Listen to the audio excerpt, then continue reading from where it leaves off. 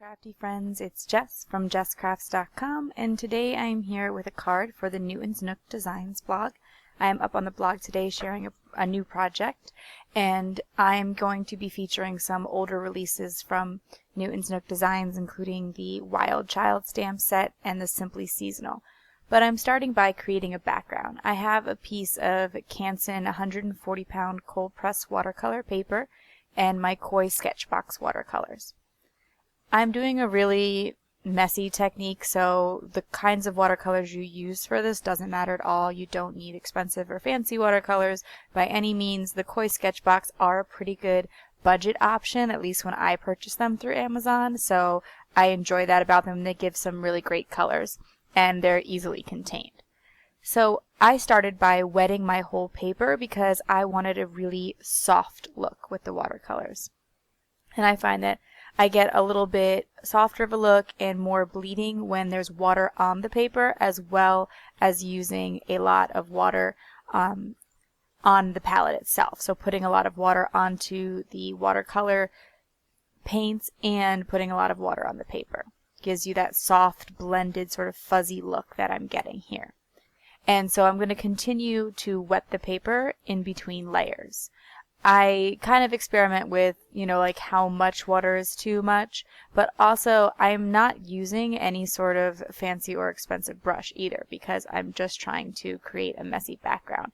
And basically what I want to do is have a couple different layers of pinks and reds for this card. I wasn't sure when I started making it whether it was going to be a Valentine's card or what I was going to do with it. I was just playing around with watercolor essentially when I started. And if you didn't have any watercolors, my other recommendation would be to do something pretty similar with distress inks.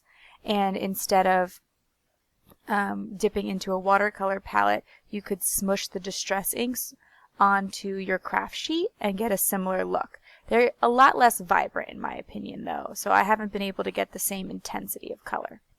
Now, I decided to pull back on the color a little bit, and that's what's nice about using true watercolor is that you can add more water and lighten the color or dab it away with a cloth. So when I found that it was a little too bright pink in some areas, I was able to try to pull that away.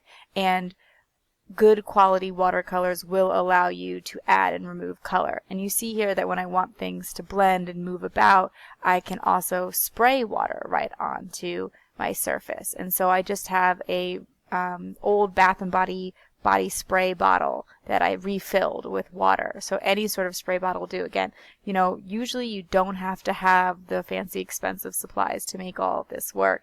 It's, as simple as a paper towel and a bucket of water and whatever paintbrush you found at Michael's will do. And I've been using my heat gun throughout the process because I want those really clear lines where it's dry, those hard edges that you can get with watercolor. And one way to get that look is by applying the heat gun rather than letting it dry naturally, which takes a lot longer and makes it harder to layer on the colors like I'm trying to do here. But if you do let it dry naturally, you sometimes can get those hard edges too. But if you're looking to sort of keep layering, but you want those hard edges, using a heat gun helps.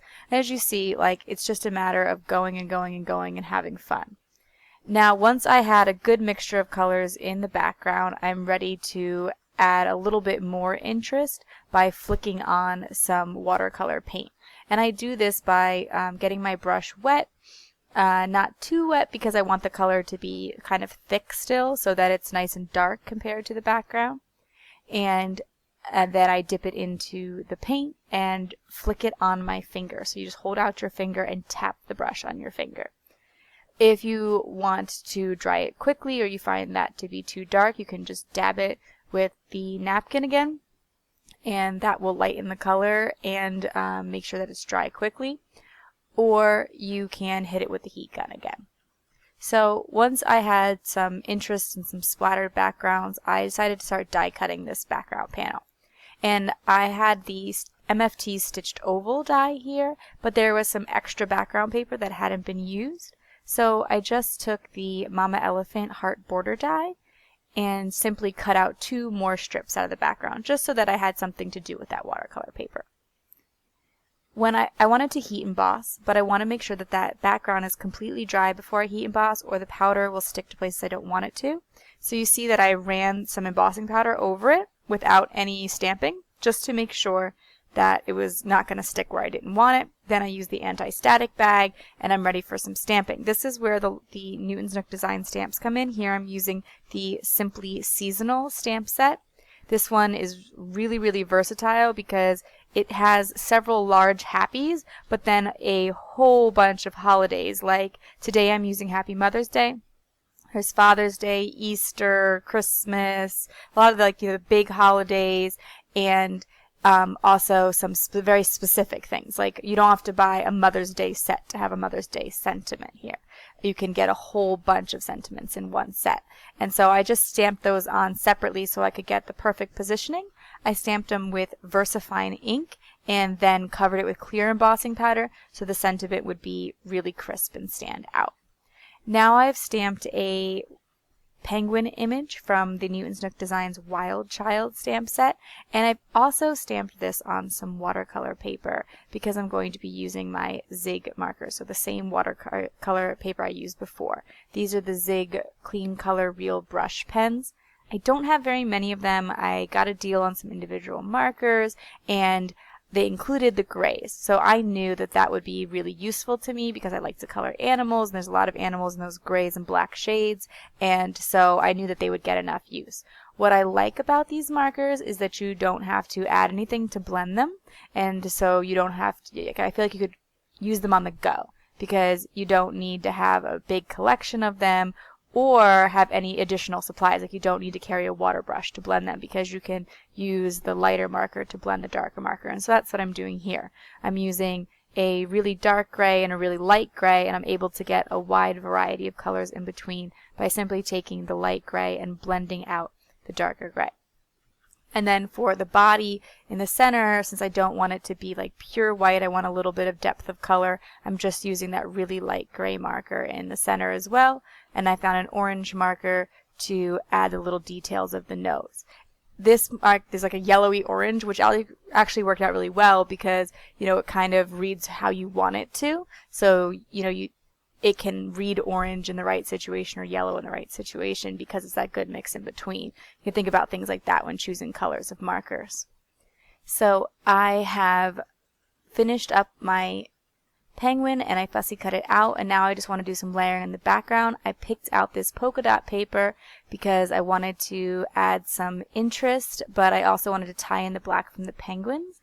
So I also added in some glitter hearts, the same Mama Elephant heart border die, and I cut this out of die cuts with a View glitter paper, which is like a really thin glitter paper. It doesn't shed too much, and I'm just going to layer on 3 because things tend to look better in groups of odds. And so I made sure to put some adhesive on the back of it first. Something like Stick It would do well with that so that you don't have to worry about adhering it afterwards. And then I'm going to layer on that watercolor panel. I like that the polka dot paper and the black glitter hearts add some interest without really taking away from the fun watercolor panel, which was kind of the star of the show in my mind. That's what I had spent so much time on. But yet they still really complement it well and bring out the black of the penguin. In order to make sure that my heart borders line up perfectly, I tend to stick them down, then turn over the back of the card and trim them off. And then just for a little bit of added dimension, I put some very, very thin foam tape behind the penguins, and I'll mount it on some white cardstock, and that will be it for my card today. If you like this video, please give it a thumbs up. If you're interested in more crafting tutorials, especially including Newton's Nook Designs, be sure to subscribe to my channel. In the video description, you can find a link to the Newton's Nook Designs blog, Facebook group, and store to check out more from them, and my social media links as well. Thanks for watching. Bye.